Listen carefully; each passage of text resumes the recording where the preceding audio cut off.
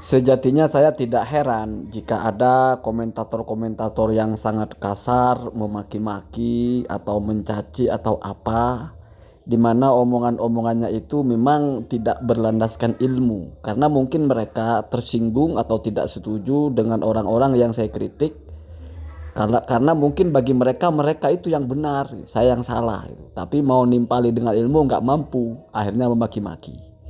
Orang-orang bodoh kan begitu. Saya masih enjoy saja bilang saya goblok atau apalah. Tetapi kalau ini sudah terlalu privasi dan ini sudah menyangkut hal-hal lain. Orang ini bilang saya itu buronan Densus 88. Saya sembunyi di Malaysia.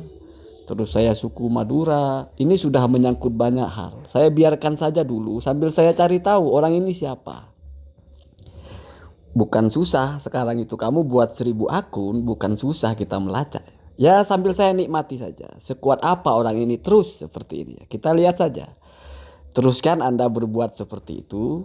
Karena saya yakin ini mesti bisa, nanti saya tahu siapa orang ini.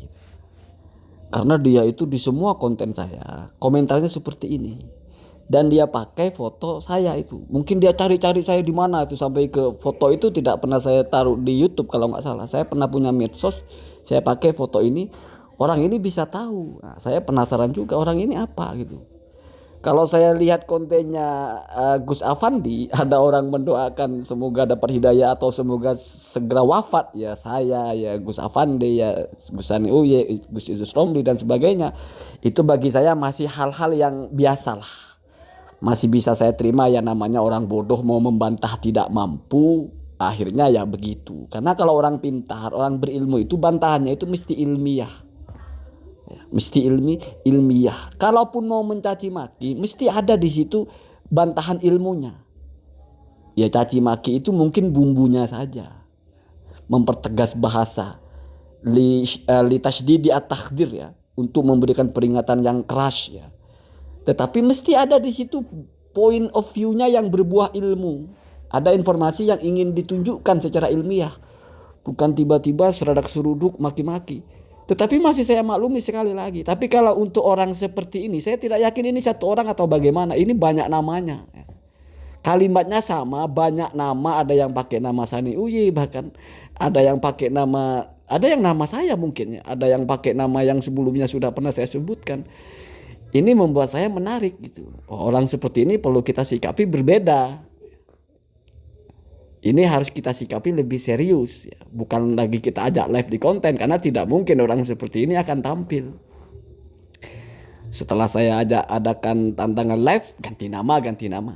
Ya mungkin ini mau menguji sehebat apa orang ini bisa sembunyi di balik tamengnya dia. Sehebat apa dia bisa berkelit menyembunyikan diri di dunia medsos yang mungkin begitu tak terdeteksi gitu ya. Bisa bebas kita bikin email, bikin YouTube atau YouTube lama kita ganti nama. Mungkin dia pikir bisa begitu. Ya kita lihat saja ya. Kita lihat saja. Teruskan seperti itu, teruskan ya. Teruskan Anda lanjutkan seperti itu, sambil saya juga akan meneruskan apa yang akan saya lakukan. Nanti kita ketemu kan begitu ya. Jadi saya sarankan, kamu misalnya tidak terima dengan apa yang saya sampaikan, kamu harus bungkam saya dengan ilmu. Kamu bungkam saya itu dengan hujah, bukan dengan caci maki. Kalaupun mau caci maki, jangan ranah-ranah privasi. Karena saya tidak pernah mencaci orang, bahkan bicara orang yang saya kritik di ranah privasi. Orang ini bagaimana, orang tidak pernah. Saya murni di apa yang dia sampaikan.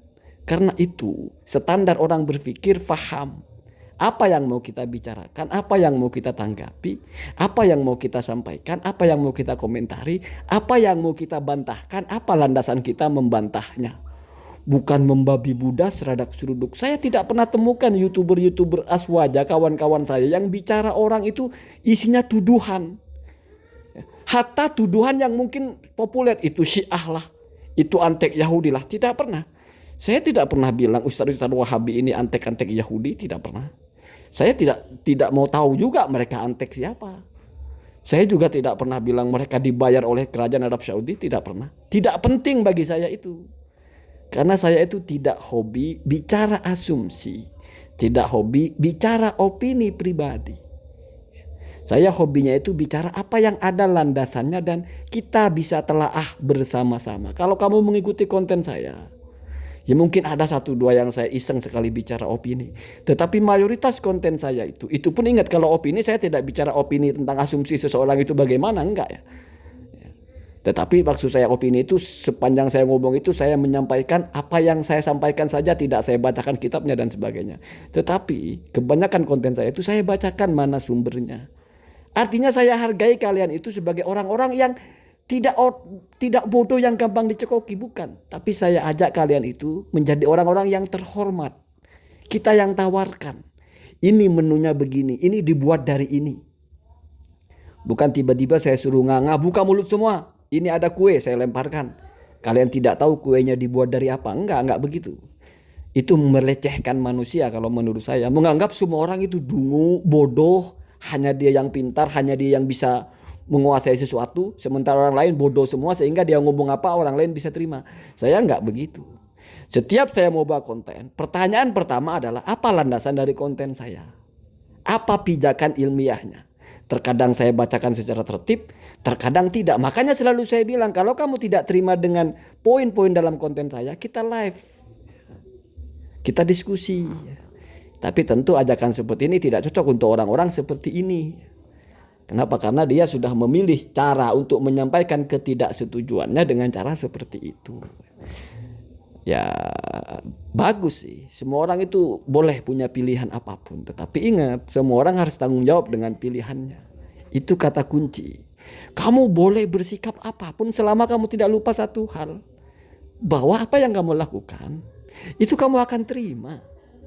Tidak ada yang meleset. Jadi kalau kamu tidak sanggup dengan konsekuensi berat, ya lebih berhati-hati. Kalau kamu sanggup dengan semua konsekuensi, ya silahkan bersikap ya. Isna ma syi'tah fa innaka mas'ulun an ma sona'tah. Kamu kerjakan apa saja bebas. Setidaknya kamu itu jangan lupakan satu hal saja. Kamu itu akan bertanggung jawab dengan apa yang kamu perbuat. Itu termasuk juga saya. Saya buat konten sebegitu kasarnya narasi saya. Saya paham, saya bertanggung jawab. Akan ada penghakimannya. Tidak di dunia, nanti di akhirat. Dan dalam kita bicara akan ada penghakimannya bukan berarti saya mengakui saya akan celaka. Enggak. Justru ketika orang bilang kita ketemu nanti di hadapan Allah, itu berarti orang itu percaya diri. Itu diajarkan oleh Allah kepada Rasulnya.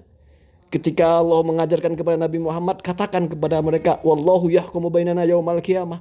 Itu bukti bahwa percaya diri. Saya yang benar. Oke, sekarang kamu masih berkelit. Tapi ya sudah, kita tentukan nanti. Itu artinya bukan kita tidak percaya, bukan kita tidak yakin, bukan kita ragu. Justru karena kita yakin kita yang benar, maka kita tantang. Kalau kamu tidak mau selesai di sini, ya sudah, nanti kita selesaikan. Atau kalau kamu tidak mau ada penghakiman di sini, nanti kita ada penghakiman. Tapi kalau untuk orang seperti ini tidak perlu saya bilang, nanti kita ketemu di akhirat, nggak perlu ya. Karena saya agak curiga orang ini waras apa tidak gitu loh. Mungkin gangguan, mungkin stres, mungkin banyak persoalan hidup atau apa, wallahu a'lam. Atau mungkin orang yang dibayar oleh siapa untuk memang melakukan hal semacam ini ya. Ya semoga tidak lama bisa kita ketahui orang-orang seperti ini apa gitu ya.